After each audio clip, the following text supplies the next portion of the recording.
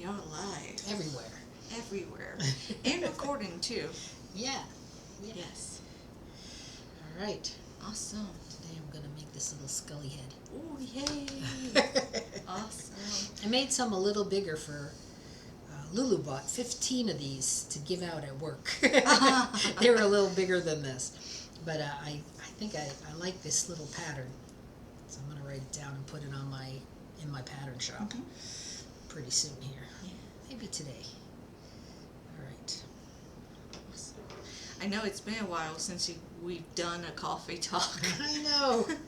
Oh, it's been a while. Stuff has happened. Oh, a lot of stuff has happened. Most to you. What has happened to you? Well, you were on vacation. Yes, I was on vacation. I was visiting my granddaughters, my daughter and her kids. Mm-hmm. My granddaughter, Jory, is her birthday is October 12th. Mine's the 10th. So we celebrated together a week-long birthday. Mm-hmm.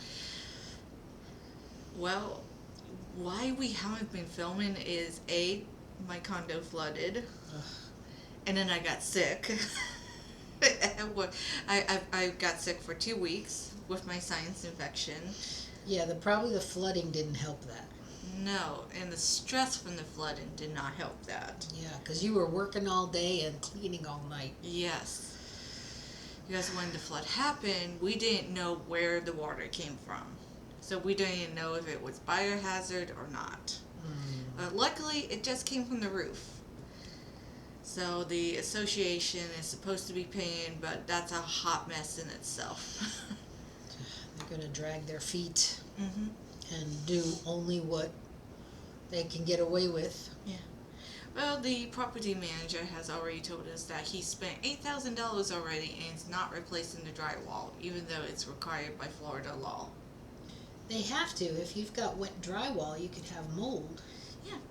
Well, because he said it's been dried out, but still, the drywall has been compromised. Mm-hmm. And it's a lot of insurance company are getting very sticky and very touchy about like coming in and actually inspecting the units, especially since what happened at Champagne Tower in Miami, especially when it comes with a flood like this. Yeah, that could undermine the integrity of the building. Mm-hmm. Oh, they better cough it up. Yes, before it gets more expensive to fix. Because once you start getting stuff growing in there, the amount of what they have to pay to get it removed is through the roof. Yeah, they should want to do it now while it's just a small job. Yes. But they want to do it cheap, but by them doing it cheap, they're going, in the end up costing them more money. So true. How many units were affected? We got the worst of it because we're the bottom floor. Right. And it actually came from the roof 5 stories down. Wow. And it was during a storm, and basically something with the AC or like the venting pipes up top, something came loose. It blew off during a major storm that we had, because we get pretty bad thunderstorms down here, and it just sounded like it was rain coming down into the unit. And you can see in a lot of the water damage that's been done to the drywall, you can see it comes from upstairs, because they were like, oh, it could be a pipe. I was like, no, it's not a pipe from us. Not our fault. Not our fault. Even though, like, say, like, if you have, like, a pipe burst in a condo, they're still required by law to replace the drywall under the Florida Statute 718, because that's what they came down with the new law through DeSantis, which is actually, it covers drywall until it's ready to be painted. Like carpet, baseboards, paint, you have to pay for that all yourself. Yeah. And you have homeowner insurance for that. But we waited a month to see if they were going to do the right thing, and they didn't. And now we have the adjuster dealing with the insurance and the HOA. Yes. Sick 'em. Yes. And the adjuster's like super, super nice. And like when we put in the new AC Monday, and he took the old one out. I took the picture behind it, and we found out that a lot of the water did go into the AC. So that's something, yes, we have to pay out of pocket for, but I think the insurance will also comp that back too. Yeah, because it happened directly because of the flood. Yeah. Look, I got a little cap now. It's on the top of his head. Oh, nice. Started with 8 half double crochets, then 16, 24, and now I'm doing a couple of rows of 24 to make his head. So I'm going to be getting new pillows soon, so you're going to have more stuff in. Oh, excellent. I just have to pry them from the panda's arms. It's like, we're getting new pillows. We're getting new pillows.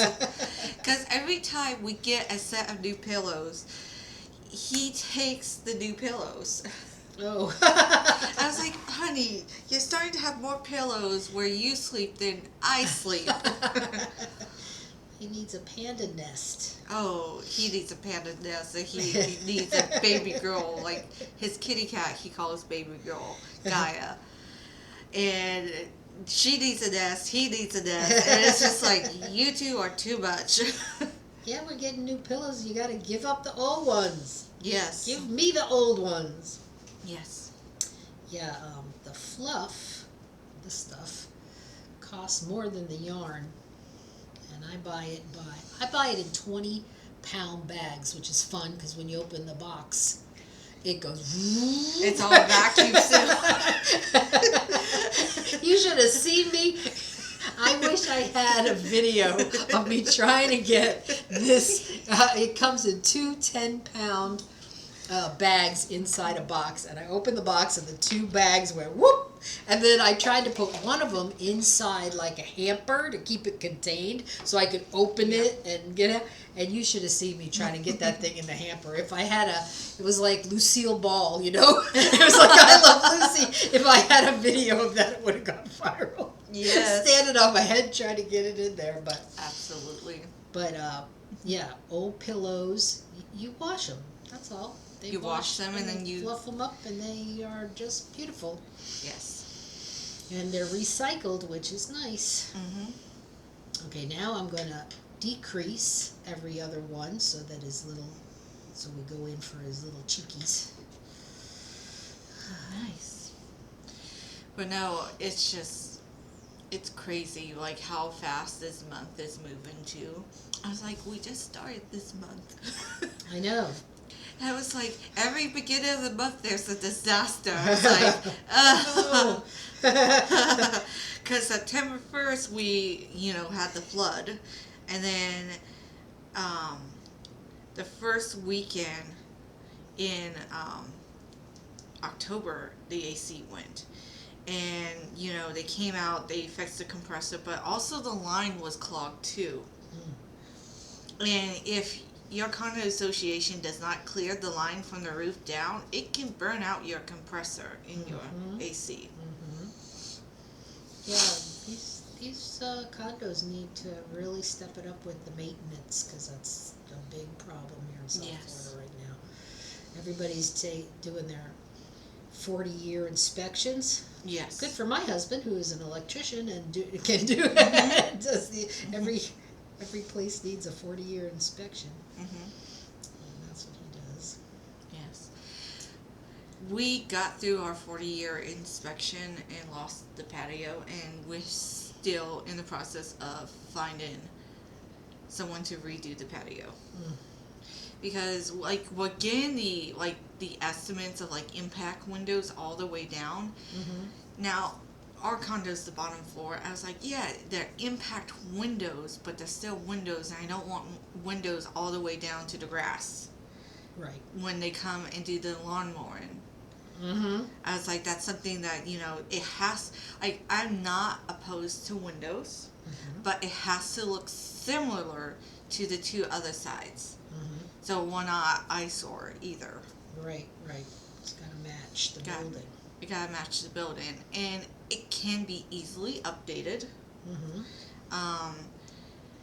I prefer to have like regular windows with shutters I can put up, because the cost of impact glass is crazy. Yeah. I did a row of single crochet around. I like to do that to define like the neck when I do heads. Heads. This is not exactly the neck. This is more of like right around here, and now this will be his jaws. Go back to half double crochets. Yes. Yeah, that's a mess. And like the estimate we got is $20,000. Uh, And it's like, that's a lot of glass. And like, yeah, the sun won't come in, but then, I have to like factor in the factor of trying to like do drapes for privacy. That's not really private. Yeah, you don't want to hold the whole back of your apartment glass Yes. on the ground floor. And I want an actual door, not a sliding glass door. Because it's not going to match the rest of the building. Right. Because, like, yes, it's up to code, but I don't think the association will approve of it. It has to look similar to the bottom ones on the bottom. Wow. That's a mess. And yeah, and October is flying. I And know. So I went away for a week, Yes. and that was great. Apple orchards, all kinds of fall things up there in Illinois in October, So we had a great time. But now I'm back and I've got stuff to do. I have to make another crumpus. I got another order for a crumpus. Oh my goodness. The anatomically correct crumpus. Yes, keep it that. I definitely have to make a over 21 page on my website. Yes. Because I've got a spider web cover nothings. Yes. Yes. Show it all, and I've got anatomically correct crumpuses. I'm gonna stuff my skull now. Yes, stuff your skull. And who knows where else I'll go. Yes. But but I've also got at the end of the month, November 2nd. It's feast or famine. I do nothing for weeks, and then everything's the same day. Yes. I'm going to be part of the Bruja Power Coven ancestral summit on November 2nd. My talk is scheduled at 11 a.m. My affiliate link is on my website if you want to join. You can, for the weekend, to see all the talks, it's free. And then if you want to keep all the talks and get all the bonuses, I believe it's $97 or something to keep it forever. So I'm going to do an hour class at 11 o'clock on Thursday morning on connecting to your ancestors through crafting. Nice. And then I also have a bonus video in the bonus. Nice. On my color meditation. But then that evening, 6 o'clock that evening, I'm going to be going to New Moon Bookstore and doing a in-person class about meditative crafting. And this time of year, in the dark half of the year, that's when your ancestors would be stuck inside, and they would be patching and mending and knitting and weaving. And so it's a great opportunity to connect with them by doing similar things. Of course, it's not like we're going to make all our clothes like that, like they did, but we can just get an idea of what it was like, an appreciation of what it was like before we could just order it on Amazon and have it come the next day. I know. We're so spoiled. We are very spoiled. So that's here in South Florida. So if you're in the area, and you go, New Moon Bookstore is in Pompano Beach on McNabb, out on McNabb Road, and it's a very nice bookstore. Nice. And I'll have books to sell there, and I'll have hats and ravens and things like that there. Nice. Kind of looks like a light bulb at this point. It does. Kind of look like a light bulb at this point. Yes, it does. But I'm just going to cut it off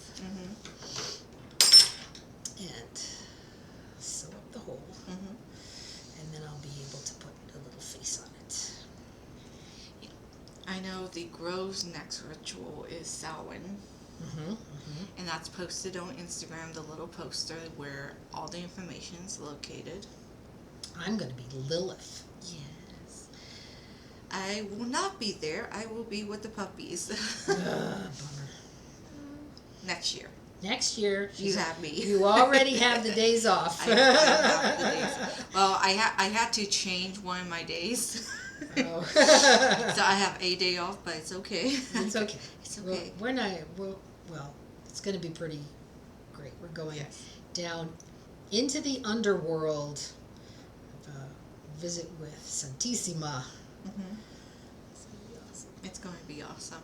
And I ended up getting Beltane this year for the Grove, because originally I was going to do a star, but Beltane falls on May the 4th be with you.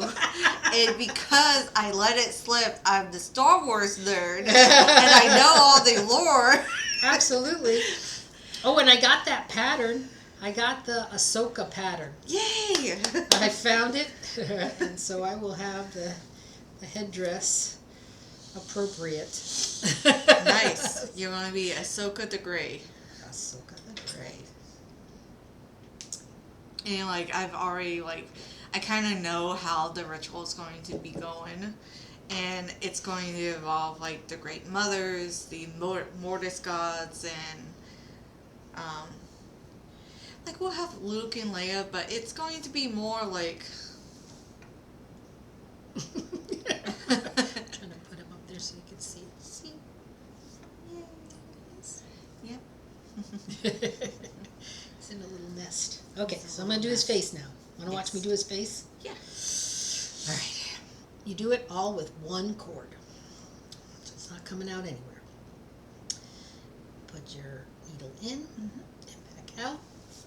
And then just leave a little tail like that. Right? And then you make the first big round eye by just going a satin stitch 5 or 6 times. And you just fill in the eye.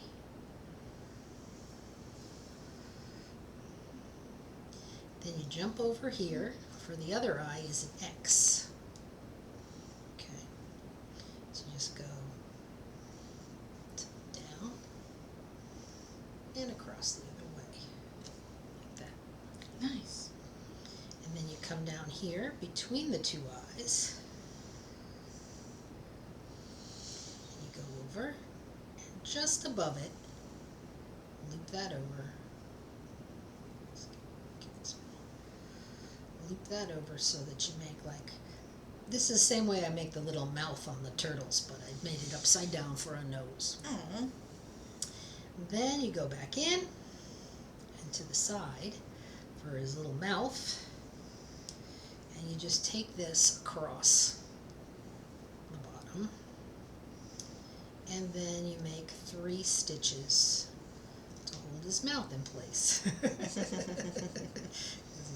got a sewn up mouth. Nice. Right, and then you go back up to where you started. Tie a knot in this, and now none of that is going anywhere because it's one continuous strand knotted. And then you stick it at this right in his eyeball. up through the top of his head. It's vicious.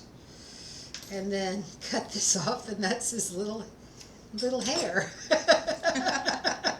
And you just get this up. You could put a little couple more pieces of hair if you want to, or you could just have the one. See, that separates into four. That's what 4-strand means, that it's 4 strands twisted together. And then you don't want this thing hanging out of his eye. Maybe you do, but if you don't, you just tuck it right inside. And there you have a little scully head. Nice. Absolutely creative. Yep. Kind of looks like a shrunken head too, right? Yes. You could hang it from your rear view mirror. Nobody's going to touch your car. That reminds me of Beetlejuice.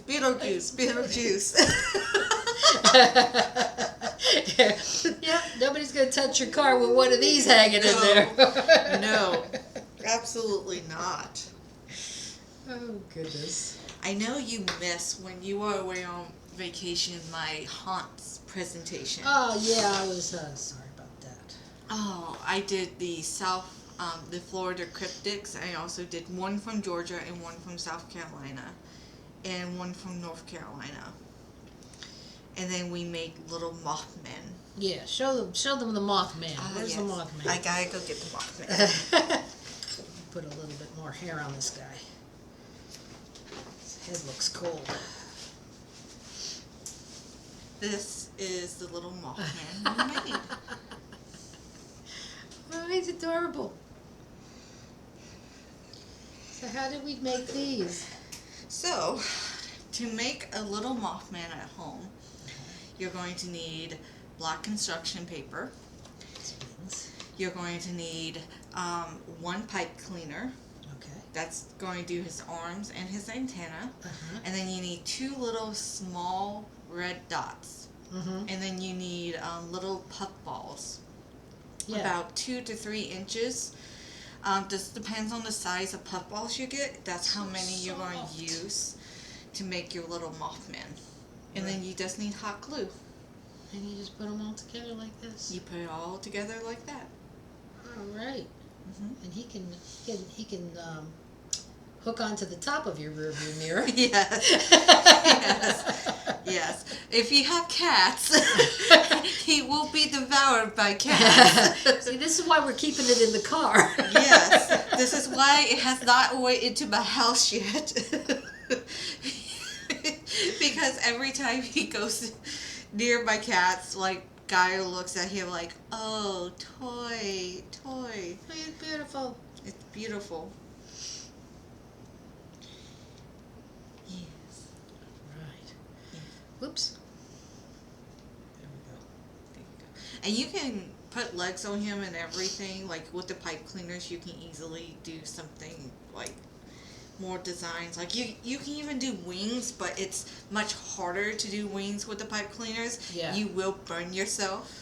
Yeah. Moss burned herself multiple times. Oh boy. Hereby with hot glue on my fingers, not screaming. And then looking at me, it's like, I've worked in fast food way too long.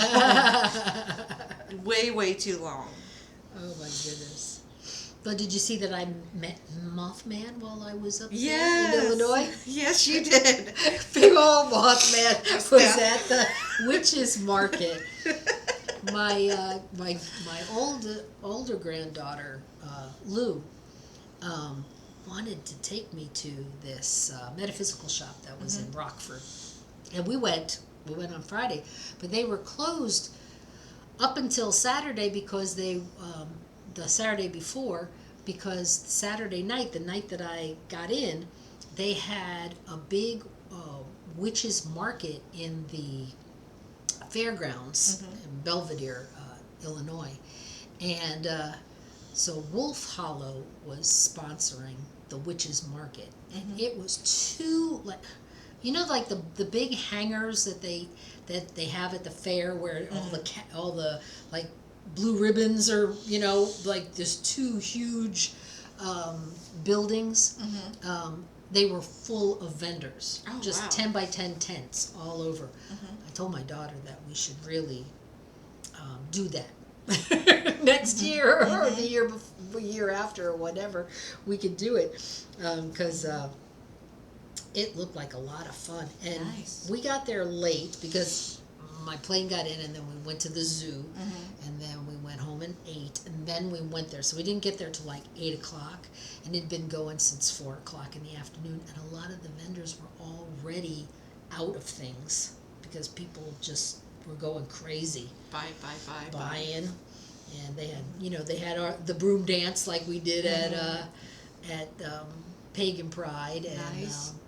they had all kinds of things. So it's good to see that witchcraft is alive and well in Illinois. Yes, it is. And the store was gorgeous. Wolf Hollow.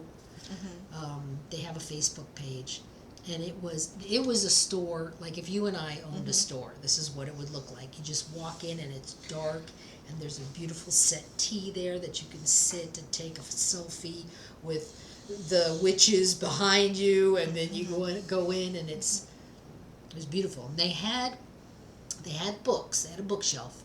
They had puppets, and they had embroidery, and they had an empty space. And I was like, my book should be in that space. Yes, your book should definitely be in that space. Sometimes I think that Llewellyn should have used the darker book cover for my book, because that it would have stood out like a white thumb on that shelf, because all the other books were dark. But standing out's not bad. No, it's not bad at all. Not bad at all.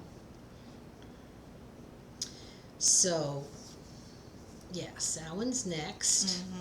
Samhain's And that's going to be fun. Yes. Or it's going to be introspective. This Samhain is like shadow work and soul searching. Yes. And that's going to be great. And there's going to be a silent supper. And all sorts of things. And then Yule. And Yule. Yes, Yule's coming up. Yeah, I'm doing Yule. I have been crafting too for Yule. Oh, yeah. Yes, I've been like working on my projects and stuff. I do know when we do my class about Yule, that Friday before, it'd be a very short presentation, but it's going to be a lot of crafting, a lot of celebration, like something easy, something fun during the holiday season. Because like I was looking at the class, I was like, you know what? I'd rather do this and have it something simple, because everyone's busy doing Yule. And to sit down and do like a serious class, it's too much. Yeah, it should be fun. It should be fun time. And we will have the Grove Yule tree set up. We always get a small but fresh tree so that we can burn it at later on at Imbolc. And so if people want to hang whatever they make on the tree or whatever, Oh yeah. they'll be free to do so. I put everything away. We have ornaments that we've made through the years Nice.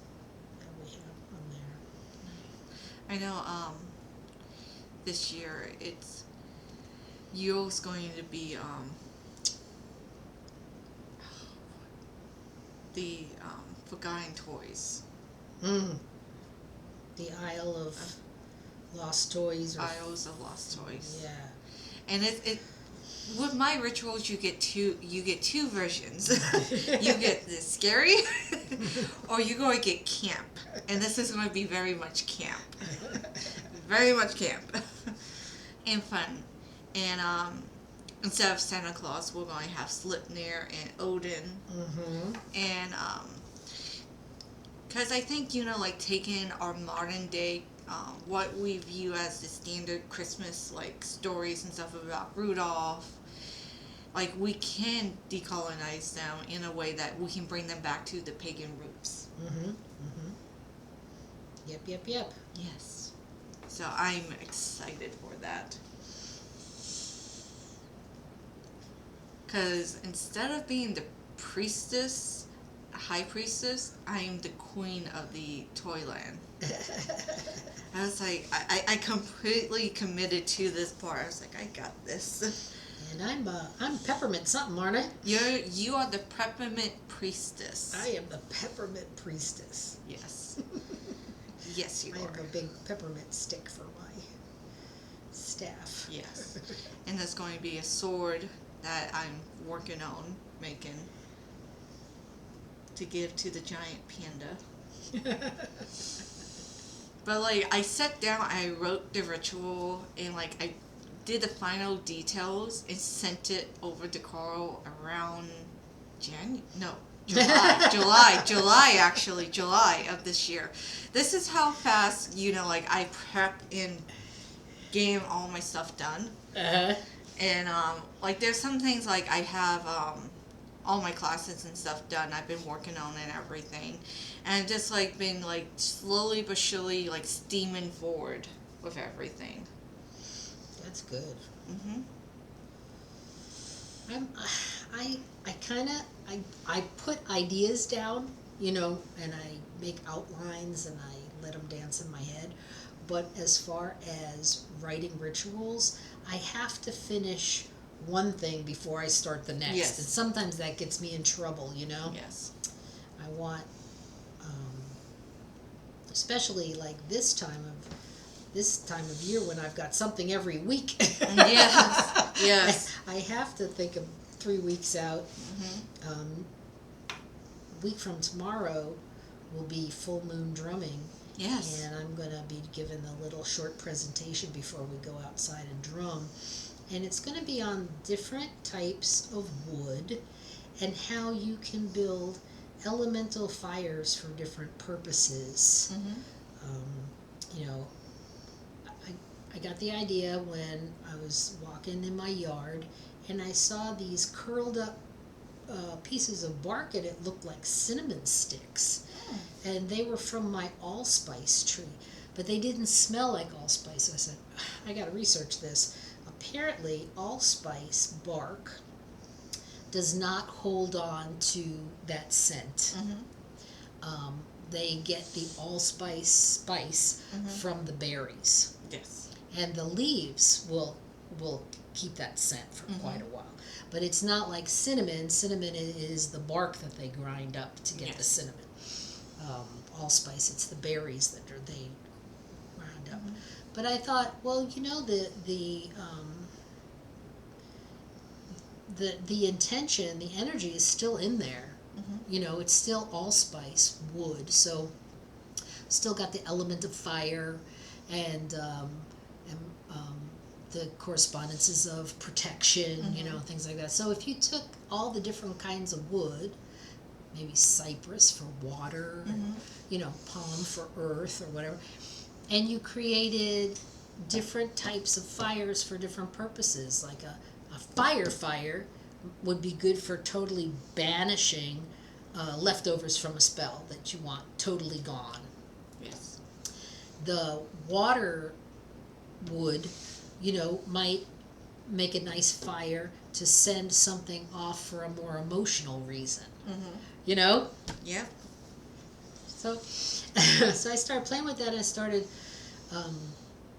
collecting different types of wood from different places. You brought me back some from your Great Smoky Mountains. from the Great Smoky Mountains. So I'm going to lay them all out here on the table with the labels and talk about it a little while, and then we're going to make them all into bundles and take them outside and do 4 different spells for the 4 different elements while we're drumming. Nice. So, gotta do that. That's fantastic. If you ever go to the Great Smoky Mountains, you can't pick or remove things from trees No. or flowers. Now, if you pick up leaves, if they fall on the ground, they're fair game. Well, that's good rule of thumb that you should never take something from a tree without asking anyway. Yes. Deadfall is the better way to do Or it. they actually have like fines and stuff. Oh, yeah. I was like, ooh. forget the curse. I'm gonna get fined. Don't want to get fined. But when I was in the Great Smoky Mountain with Panda, we stopped at the picnic area, and it was so cool and like nice underneath the canopy. It was so beautiful, and we went during the midday, and there was hardly anyone there. Mm. They go to Cavis, the Overlook. Like, that was really popular. Mm-hmm. And, like, when we got to that high point of the mountain, because Panda was complaining, I haven't had no cold weather. And then when he got out of the car, he's like, it's 49 degrees. I'm in love. It was 49 degrees in Illinois while I was there, and I was in shiver mode. No, Panda's, like, obsessed with the cold. I was like, you are definitely a bear. Yes, bear. Now, it's so funny though that you get used to it. It's like the first 3 days we froze, and then I was like, oh, is it warmer today? And girl's like, no, it's still 51 degrees. I don't know what you're talking about. Mm-hmm. I said, well, it just feels warmer. But then when we got back to Florida and we walked out of the airplane, it was like a warm, wet hug. Like the Oh, Carl goes, oh, South Florida, how I missed you. And everybody on the plane started laughing. Oh, I know, when I used to go up to New York, I would go up in the summertime, and it'd be nice and cool and stuff in the summertime. And oh, it's hot. I was like, go to South Florida. You don't know the meaning of hot. Right? You don't. I think it's hot up there. Yes. It gets hot, but it's not the humid hot. It's the oppressive, I can't breathe hot. Mm-hmm. I remember taking Panda up to the Carolinas and to the Smoky Mountains when it's nice and cool and it's not that hot. And he's like, oh, it's so nice. And I want colder weather. I was like, honey, that would have required us to come in up in April. No. No, you need a snowsuit. No. But, because when we went to the Great Smoky Mountain National Park, they were having pretty bad wildfires in Canada. Some of the park got closed down, so we was not able to go see the Fairy House. Because I really wanted to go see the Fairy House. But unfortunately, it didn't happen. Next time. Next time. But we did go to Gatlinburg. That's fun. It's fun. And then I looked at Panda, I was like, you can't do a whole lot of walking. Why can't you repark? I'm not paying to park every 20. It's $20 per parking. Oh, wow, yeah. But they have trolleys there, so we went there, we stopped, we had some food, and then we got in, and because Gatlinburg's more like a tourist trap. Mm-hmm. It's more, touristy. And, when it's here, because we stayed in Cherokee on the other side of the park, and, parking you didn't have to pay for. It was more yes, it was busy, but it was more laid back. Mm-hmm. And, the Cherokee Reservation was fantastic. Their museum is really, really good. If you have not been there, I suggest you go there. And it's only $12 for admission. And that's not bad. Yeah, no, that's not bad. We took everybody to the zoo and to the Field Museum, and it was $30 a pop for each person every time. Yeah. But the zoo up there was awesome, and I guess it was just the right time of year because the animals were frisky. Yeah. The lion, I got a video of the lion roaring. Nice. Roaring. So in Florida, usually the animals are inside because it's too hot. It's too hot. Up Except there, for they're inside, it's too around cold. around this time of year, like once we get into like late November, December, January, and February, it gets nice and cool down here finally. And like I have like a big vacation plan in January because this is when I do like a lot of my Florida vacation. Like I go to the Everglades, and it's wonderful to go in January. Like after October, the park gets you be able to stand there and not die. Right? But it's really really great. And I'm thinking this year I'm probably going to camp one night there. Thinking about it. It's only like to camp overnight in a tent. It's like only I want to say like $27 to camp, which is not bad. No, not at You all. get your own campsite with a picnic table and a fire pit too. Oh, nice. Well, now you got a tent too. You got the pop-up tent that we got. We all got Yes. those pop-up tents. Yes.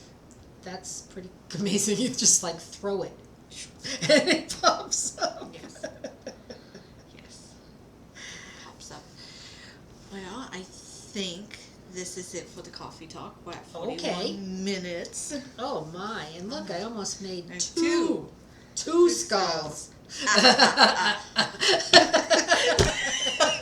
What's so bad?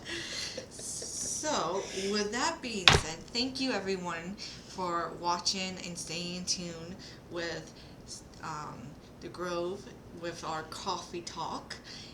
And this is going to be posted on Fiber Magic and Spiritual Moon, and it's going to be on the Grove's Instagram account as well. Yes. Yes. Please join us there. Yes. Somewhere. Somewhere. And also, thank you for joining us too on Instagram. I see you. And everyone have a good day and bye. Bye-bye. Bye bye.